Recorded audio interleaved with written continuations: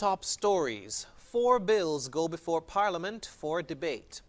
Vaccine production centers being developed for Latin America and the Caribbean, and U.S. Democrats scramble to avert government shutdown.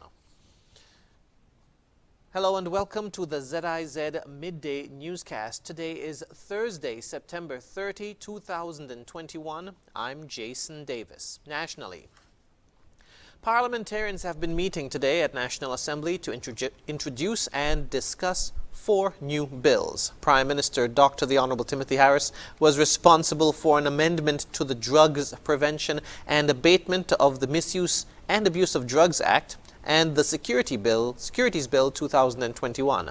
Minister of Aviation, the Honorable Mark Brantley, is responsible for an amendment to the Civil Aviation Bill 2021, and Minister of Transport, the Honorable Lindsey Grant, is responsible for an amendment to the Vehicles and Road Traffic Bill.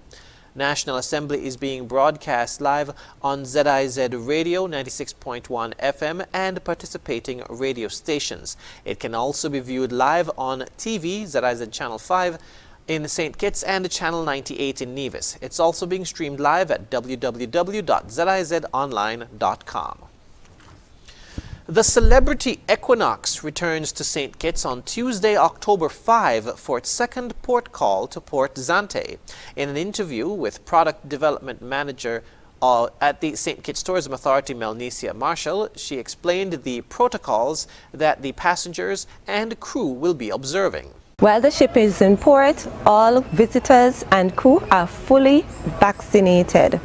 Those children who may be on board, they would have had to have taken a RT-PCR test prior to coming to the destination, and so we are quite confident that these visitors are safe. Also noted that the ship is sailing at about 1/2 to 1/3 of its capacity in an effort to ensure the safety of passengers. Marshall explained that the passengers will be engaged in pre-booked tours, which are activities sold on board the vessel but are facilitated by local taxi and tour operators.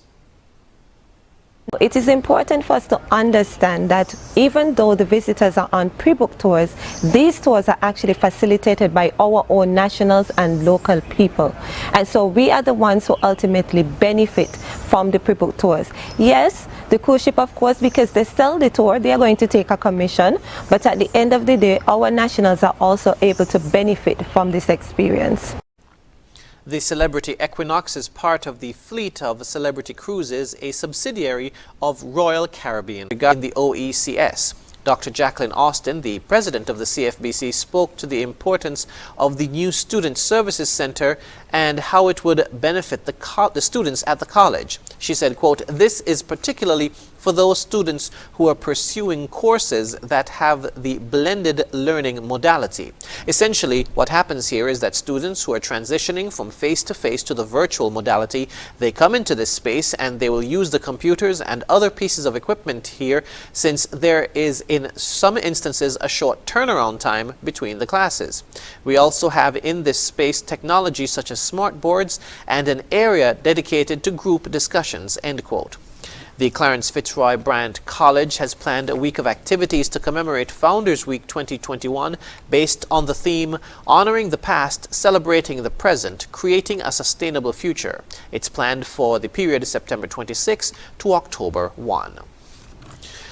We now move to news on the regional scene. Progress is being made on the implementation of 2 centers for vaccine development to benefit the Caribbean and Latin America. The initiative is being organized by PAHO and is accepting applications from private pharmacies to provide vaccine components. Shanakisha Francis reports. The Pan American Health Organization, PAHO, recently announced the selection of 2 regional centers in Argentina and Brazil as regional hubs for the development and production of mRNA-based vaccines. This is in a bid to tackle COVID-19 and future infectious disease challenges. Director for PAHO, Dr. Carissa Etienne, says that this can help the region in developing vaccines for multiple diseases. This is a strategic initiative because mRNA technology can also be used to develop other virus vaccines for relevant public health problems in our region, such as Zika, dengue fever, and others. Dr. Etienne says this will be beneficial to the region for years to come. Both of those institutions that were chosen have a long track record of vaccine manufacturing and will build on this legacy to protect people across the region from the threat of COVID and from future health risks. All vaccines that will be produced under this initiative will be available for all countries in Latin America and the Caribbean through PAHO's revolving fund benefiting the entire region. Of course, there are many steps to making vaccines. So we are also inviting public and private pharmaceutical manufacturers that can develop and produce essential components for the mRNA vaccines to become a part of this regional platform. Applications will be open until October 15. All qualified professionals are encouraged to apply. For ABS News, Shanikisha Francis reporting. Still on the regional scene, after a year, the recently formed Tourism Advisory Committee in St. Lucia held its first meeting on Tuesday. The committee is a ministry-based institution which will help chart the way forward for the tourism industry. Zane Romulus of DBS News reports. The newly formed Tourism Advisory Committee held its inaugural meeting a little over a year since the island reopened its tourism sector in the midst of the COVID-19 pandemic. Now faced with new challenges related to the pandemic, tourism stakeholders have engaged in dialogue on how to confront these challenges. Chief Medical Officer Dr. Sharon Belma George is one of the members of the committee. This meeting of the Tourism Advisory Committee gives an opportunity to review the entire reopening strategy that was used for the tourism sector, especially in the COVID environment that we are now. So we are looking at the various protocols, the various steps that we took to open. In the review, we're looking at all of the various sectors, all of the various elements, and all of the risks that are involved in the opening of tourism. So we will look at, for example, the number of positive cases that we have had, the number of breaches that we have had. We're going to look at some of the challenges that we have seen within the sector. The discussion among committee members also focused on the long-term development goals for the sector.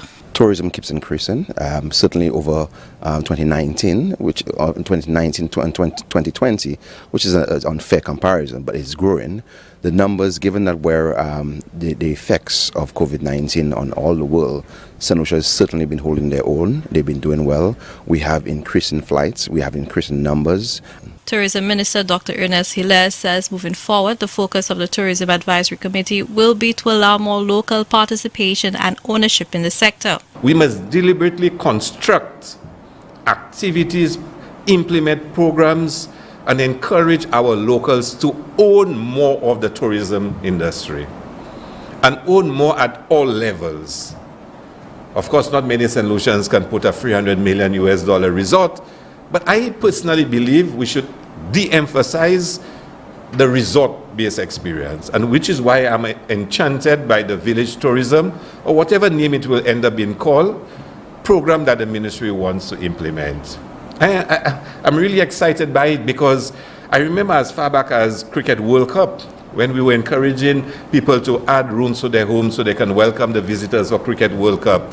It was from a standpoint that we believe the best experience for a visitor is an indigenous, authentic St. Lucian experience. With this focus, Dr. Hilaire says the tourism sector will occupy a more central role in the nation's development. For the DBS News World, I am Zane Romulus.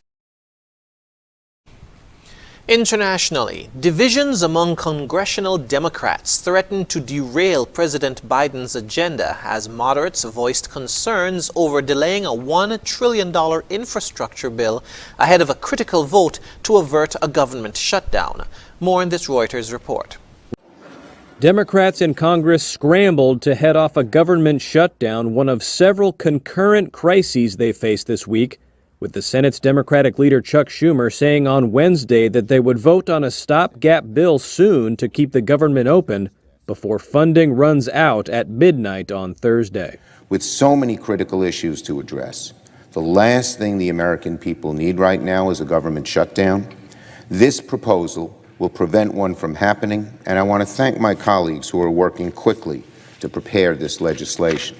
The scramble follows a series of votes in which the Senate tried to both fund the government and raise the debt ceiling, but Republicans blocked their attempts twice, risking a potentially catastrophic federal government default next month. Republican Senator Mitt Romney on Wednesday reiterated his party's refusal to cooperate on the debt ceiling, saying Democrats must act alone to raise it. There's plenty of time for Leader Schumer to put forward a reconciliation provision that would be passed on a party line basis. The Democrats can pass it. They can raise the debt limit. Meanwhile, Democrats are confronting party disunity in the House, where members of the progressive wing are vowing to vote against President Joe Biden's $1 trillion infrastructure bill if the larger social spending bill, which would cost as much as $3.5 trillion, isn't nailed down first. On Wednesday, House Speaker Nancy Pelosi stepped back from her promise to move that far-reaching legislation alongside the $1 trillion infrastructure bill that already has cleared the Senate on a bipartisan vote. With Democrats divided over his legislative agenda, Biden canceled a trip to Chicago on Wednesday so he could lead negotiations with Congress. A source told Reuters a White House staffer was meeting on Wednesday at the Capitol with moderate Democratic Senator Kyrsten Sinema, who has expressed concern over the size of Biden's spending plans and has the power to block them due to the Democrats' razor-thin majority in the Senate, with Vice President Kamala Harris representing the potential tie-breaking vote. Also standing in the way of party unity on Biden's agenda is moderate Democrat Joe Manchin, who said on Wednesday that it will take, quote, a while to work out details on the Democrats' social spending bill. Officials in Ecuador say more than 100 inmates have been killed and 52 others injured in a riot between rival gangs inside a prison.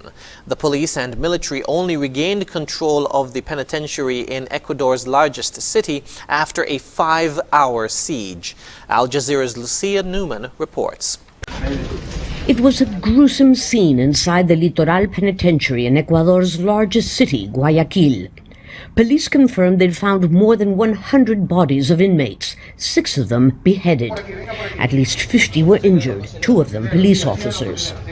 While desperate relatives surrounded the prison outside, President Guillermo Lasso met with his Security Council and declared a state of emergency in the country's entire penitentiary system. We want justice, Mr. President. At least show your face for all the mothers who suffer here for our children. We want information because we don't know anything about our families or our children. Because I have a son here, I don't know anything about my son. Inside the prison, there were machine guns, explosives, knives, a full arsenal, as 2 rival drug gangs, the Los Lobos and Los Choneros, fought it out. The riots began Tuesday, but they weren't the first. At least 220 people have died behind bars this year in 2 separate prison riots in Ecuador.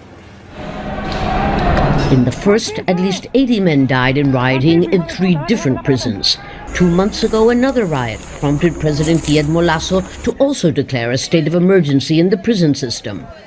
But the fragile truce didn't last long. Ecuador's prisons are understaffed, overcrowded, and full of rival gangs armed to the teeth. The former director of military intelligence says that the gangs work for Mexico's 2 top rival drug cartels, and that this latest massacre illustrates just how far organized crime has penetrated the prison structure. President Lasso promises to carry out a full inquiry and respect the human rights of all those involved. But defusing the country's prison powder keg will clearly require much, much more. Lucia Newman, Al Jazeera. And now for the weather. Present weather is fair skies with winds from the southeast at 8 to 15 miles per hour, becoming variable or calm at times. The temperature is 31 degrees Celsius or 88 degrees Fahrenheit. Seas are moderate with waves of 4 to 6 feet with swells up to 6 feet. Therefore, a high surf advisory remains in effect. The weather forecast for St. Kitts and Nevis today will be partly cloudy, then becoming cloudy at times with a 60% or moderate chance of showers and a 30% or low chance of thunderstorms. Tonight will be cloudy with a 70% or high chance of showers. Sunset today will be at 6:01 p.m. and sunrise tomorrow at 6:01 a.m. And that brings us to the end of the ZIZ Midday Newscast. Join us this evening for these stories and more in detail. Thank you for tuning in. I'm Jason Davis.